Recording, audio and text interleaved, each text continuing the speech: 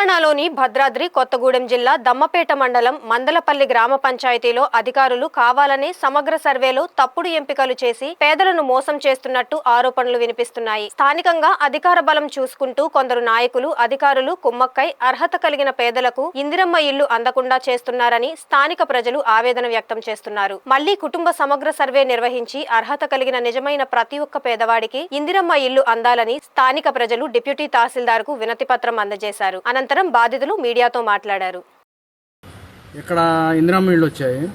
ఇందిరమ్మ ఇళ్ళు ఏం జరిగిందంటే కులాల వారికి డివైడ్ చేశారు.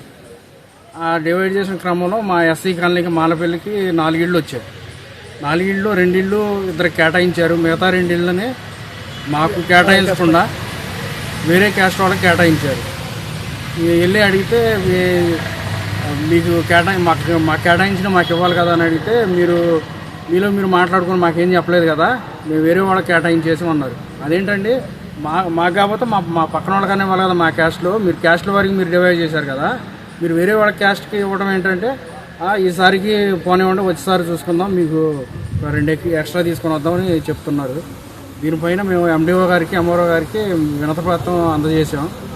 మాకు ఎస్సీ కాలనీ వాసులకు మాకు న్యాయం జరగాలని మేము కోరుకుంటున్నాం. అంతేకాకుండా మా దృష్టికి వచ్చింది ఏంటంటే, ఇక్కడ డాబా ఉన్న వాళ్ళకి పెంకిటిల్లు రేకుల షెడ్ అని రాసినట్టు తెలిసింది. అది కూడా చూడాలని తాత్కాలికంగా ఇవన్నీ నిలిపేసి మళ్ళీ ఒకసారి గ్రామస్తులందరం పిలిచి ఎవరు అర్హులో వాళ్ళకి ఇల్లు కేటాయించి న్యాయం చేయాలని కోరుకుంటున్నారు.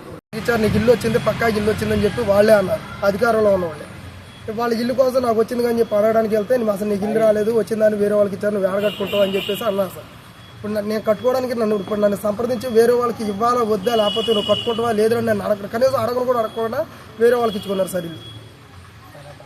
నాకు ఇప్పుడు ఎంత బాధగా ఉందండి సార్. ఇప్పుడు వాళ్ళ దగ్గరికి వెళ్ళి అడుగుతామన్నా కానీ ఏదో కూడా సమాధానం చెప్పుకుంటే ఇప్పుడు కాదు, తర్వాత నీకు వచ్చే దాంట్లో మళ్ళీ 2వ దాంట్లో ఇడతలో నీకు ఇద్దాం అది ఇది అని చెప్పేసి నన్ను ఇది చేశారు సార్. అధికారులు ఇల్లు వచ్చినాయి, మాకు ఉన్న వాళ్ళకి ఇల్లు ఇస్తున్నారు, అసలు లేని నిరుపేదలకి ఇల్లు ఇవ్వాలని మేము చెప్తున్నాం. అయినా మా మాట లెక్క చేయకుండా ఇందిరమ్మ ఇల్లు వచ్చిన వాళ్ళకి మళ్ళీ కేటాయించి ఇల్లు ఇస్తున్నారు.